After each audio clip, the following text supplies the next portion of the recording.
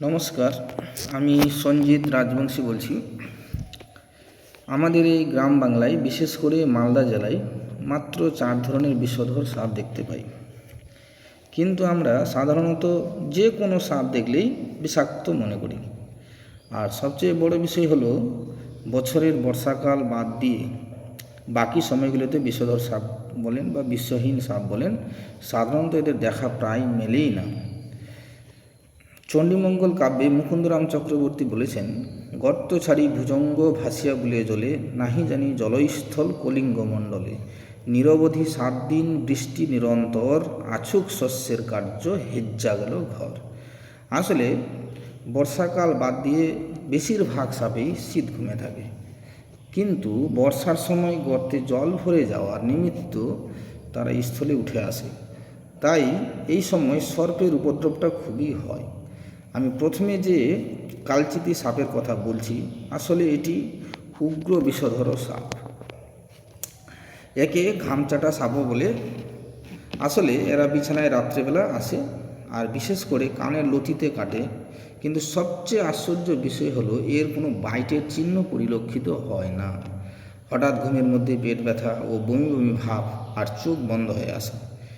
এ ধরনের উপসর্গ যদি দেখেন, তাহলে বিছানার আশপাশ লক্ষ্য করবেন আর দেরি না করে সোজা হাসপাতালে নিয়ে যাবেন। আমি আবার প্রত্যেককে হাত জোর করে বলছি, সাপে কাটা ব্যক্তিকে কখনো ওঝার কাছে নয়।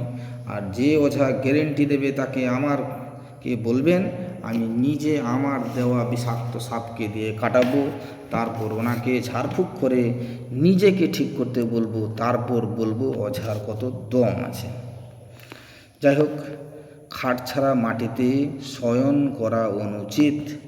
পরিসংখ্যানে দেখা গেছে যে বেশিরভাগ ব্যক্তি রাত্রিকালীন সময়ে মাটিতে শয়নকারী ব্যক্তি সাপে কেটে মারা গেছেন। আসলে সাপ কখনো মানুষেরকে ছবল দিতে চায় না, কেননা সাপের খাদ্য কিন্তু মানুষ নয়।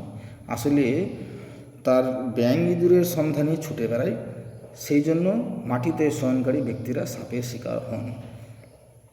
এবারে যে সাপের সঙ্গে আমি পরিচয় করাবো, সেটি হলো চন্দ্রবড়া সাপ, রাসেল ভাইপার। এটিও উগ্র বিষধর সাপের মধ্যে একটি। এই সাপ শুধু নয়, যে কোনো বিষাক্ত সাপ কাটলে শনাক্তকরণের উপায় হলো, ক্ষত জায়গা প্রচণ্ড জ্বালা হবে, চোখ বুজে আসবে, একমাত্র কালচিতি ছাড়া। এটি প্রচণ্ড রাগী বা বদমেজাজি হয়, লাভ মেরে ছবল মারে আর রেগে গেলে শীষ দেয়। এবারে 3 নম্বর যে সাপটির কথা আমি বলছি, সেটি হলো কেউটে। এটি 2 প্রজাতির হয়, কিন্তু আমাদের এখানে যেটি দেখতে পাই সেটি হলো কোবরা, আর একটি হলো কিং কোবরা। প্রচণ্ড বিষধর সাপের মধ্যে এটি অন্যতম। এটির বাইট করলে ক্ষতস্থানে প্রচণ্ড জ্বালা হবে। চতুর্থত যেটি আমি বলবো, সেটি হচ্ছে শাখামুটি ব্যান্ডেড ক্রেট।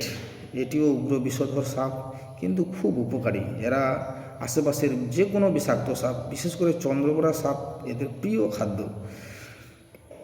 তাই এই ধরনের সাপ দেখলে কেউ মারবেন না। এটিও বিরল প্রজাতির, তবে সাপটি লাজুক প্রকৃতির। এই 4 ধরনের সাপই হলো বিষধর সাপ আমাদের এলাকার মধ্যে। আর বাকি কিন্তু যেগুলো সাপ আমরা সচরাচর দেখতে পাই, সেগুলো কিন্তু সবটাই বিষহীন। তাই অযথা ভয় পাবেন না, ভয় পাওয়ার কিছু নেই। সবাই ভালো থাকবেন, সুস্থ থাকবেন। ধন্যবাদ।